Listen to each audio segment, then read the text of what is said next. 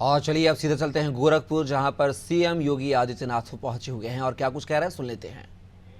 पूरा रामायण काल आज हमारे लिए आदर्श बना है। गांव गांव में रामलीलाएं होती है।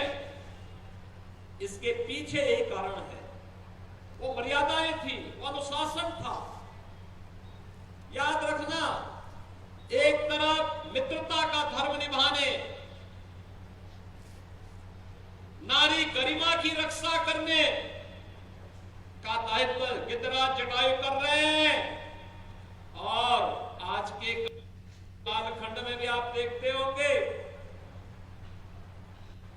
इस धरती की शुद्धि के लिए भी जो कार्य गिरिराज के द्वारा किया जाता है, गिद्धों के द्वारा किया जाता है, जटायु की वर्तमान पीढ़ी के द्वारा किया जाता है, वह अविस्मरणीय है।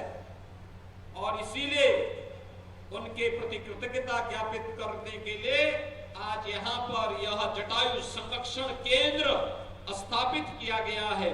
इसके लिए मैं वन विभाग को हृदय से धन्यवाद देते हुए कैंपियरगंज और फरेंदा से जुड़े हुए सभी नागरिकों को इसके लिए हृदय से बधाई देता हूं। एक अच्छा और पवित्र कार्य हुआ है जो रामायण की स्मृतियों को हम सबके सामने बनाए रखते हुए इस कार्यक्रम को आगे बढ़ाएगा, अपने पूर्वजों के प्रति कृतज्ञता ज्ञापित भी करेगा। बहनों और भाइयों, आज उत्तर प्रदेश तेजी के साथ आगे बढ़ रहा है। हर एक क्षेत्र में हमने प्रगति की है।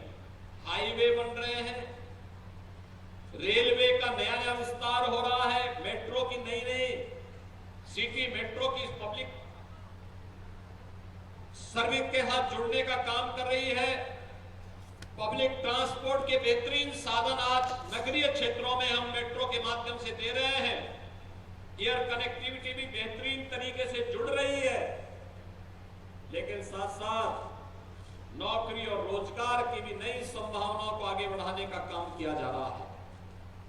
मुझे बताते हैं, प्रसन्नता गिद्ध संरक्षण केंद्र में, जो जटायु संरक्षण केंद्र के रूप में है, इस जटायु संरक्षण केंद्र में केयरटेकर के रूप में यहां वनटांगिया से जुड़े हुए भी कुछ लोग काम कर रहे हैं, जो इस कार्यक्रम के साथ जुड़े हुए, यानी लोकल स्तर पर ही उनको नौकरी भी प्राप्त हो जा रही है।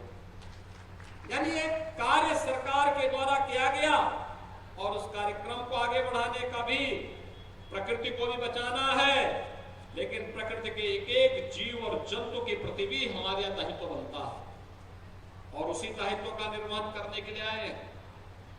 यूपी पहला राज्य है देश का और दुनिया का पहला राज्य होगा जिसने 7 वर्ष में 200 करोड़ से अधिक वृक्षारोपण के बड़े लक्ष्य को आगे बढ़ाया है।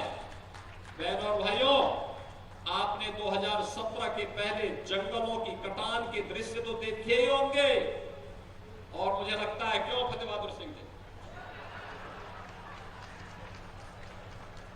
17 के पहले तो पेड़ काटे जाते थे, लेकिन अब 17 के बाद अब पेड़ लगाए जा रहे हैं, उनकी रक्षा हो रही है और उनको बचा करके हम न केवल प्रकृति को बचा रहे हैं बल्कि अपनी वर्तमान पीढ़ी को भी बचाने का काम कर रहे हैं।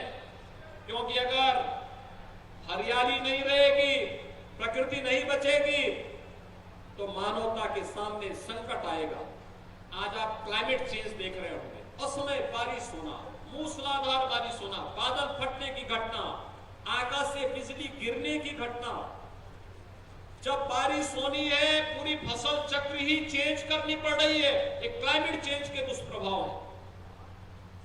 प्लास्टिक के कचरे को दूर करना, प्लास्टिक मुक्त करना, ये हमारे गोवंश को भी नुकसान करता है, खेती को भी नुकसान करता है, प्रकृति को भी नुकसान पहुंचाता है, पर्यावरण को भी नुकसान पहुंचाता है। लेकिन साथ साथ अधिक से अधिक वृक्षारोपण करना। आज पेड़ न कटे, इसके लिए प्रधानमंत्री मोदी जी ने देश के अंदर 12 करोड़ गरीबों को फ्री में रसोई गैस के उज्ज्वला योजना के कनेक्शन दिलाए हैं। हमने उत्तर प्रदेश में कहा कि जो 1 करोड़ 86 लाख कनेक्शन धारी उत्तर प्रदेश में है, इन सभी को हम होली और दीपावली में फ्री में रसोई गैस का सिलेंडर उपलब्ध करवाएंगे और हमारी सरकार इसको उपलब्ध करवाने का काम कर रही है। अभी दीपावली आएगी, फिर फ्री में सिलेंडर उपलब्ध करवाएंगे।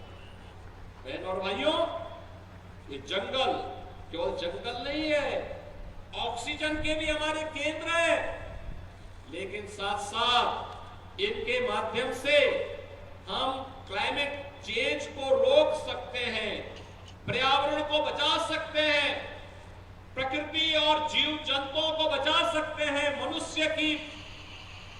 मनुष्य को भी बचाने में एक बड़ी भूमिका का निर्वहन करेगा।